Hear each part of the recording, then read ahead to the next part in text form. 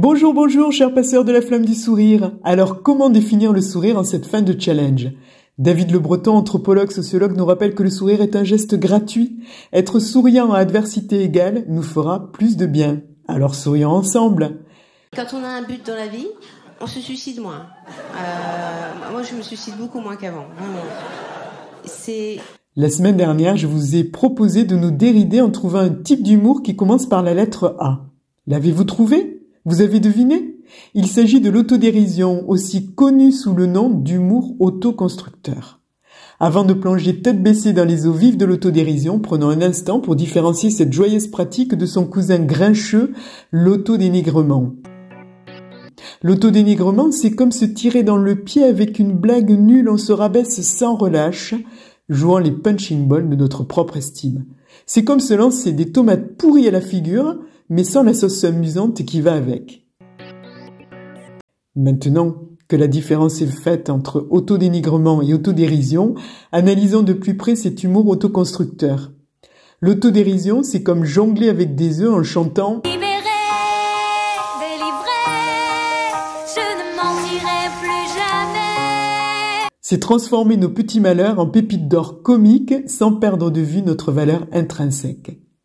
Une étude de la Harvard Business Review révèle que lorsqu'une personne révèle une information négative sur elle-même avec humour, elle est perçue comme plus agréable, plus compétente, plus accessible et humaine que si elle la divulgue sérieusement. Une information partagée avec une pointe d'autodérision paraît moins vraie, moins importante. Pensez-y la prochaine fois que vous bourrez l'imprimante du bureau pour la 3e fois de la semaine. En plus, l'autodérision, c'est un excellent moyen de couper l'herbe sous le pied des personnes mal intentionnées. C'est une technique qui surprend et désarçonne. L'autodérision aide à soulager l'anxiété en réinterprétant positivement une situation défavorable et en mettant en perspective les difficultés de la vie de manière humoristique. Par exemple, avez-vous déjà essayé de faire du yoga avec un chakuri dans la pièce? C'est une expérience zen garantie, ou presque. En plus de tout ça, l'autodérision renforce la confiance en soi. Oui, vous avez bien entendu. Des études montrent que les personnes qui rient d'elles-mêmes ont tendance à avoir une meilleure santé psychologique.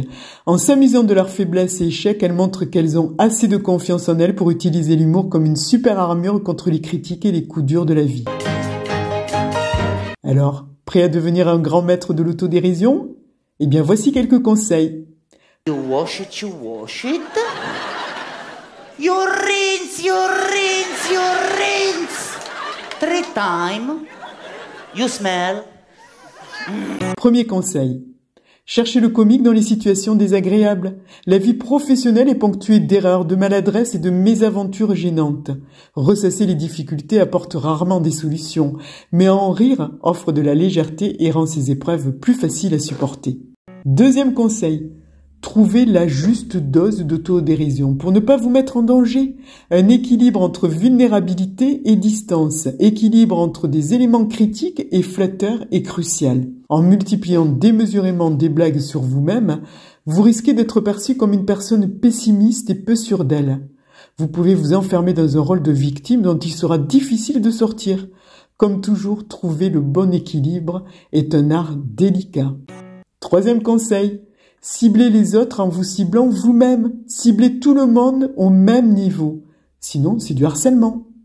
Quatrième conseil. Rentrez dans le personnage pour raconter une anecdote avec excitation. Utilisez tout votre corps. Et maintenant, c'est le moment de la mission sourire. Si vous l'acceptez, voici votre mission pour la semaine. Dans un esprit de célébration de l'autodérision, je vous propose un jeu amusant. Le défi de l'humoriste inspirant. Prenez quelques minutes pour réfléchir à un humoriste que vous aimez particulièrement et qui utilise l'autodérision dans son travail comique. Une fois que vous avez trouvé votre humoriste, prenez un moment pour réfléchir à une petite anecdote drôle de votre vie, quelque chose de léger qui vous fait rire quand vous y repensez. Ensuite, racontez-la comme si l'humoriste qui vous inspire le ferait.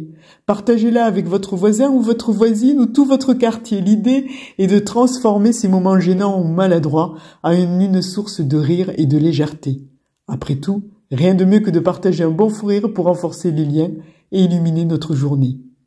Merci pour votre écoute et n'oubliez pas, Si vous vous retrouvez en train d'expliquer pour la énième fois comment utiliser la machine à café ou à jongler avec un mot de passe que vous avez oublié, faites comme moi. Souriez, faites une blague et ne vous prenez pas trop au sérieux. Merci à vous et que la force de l'autodérision soit avec vous.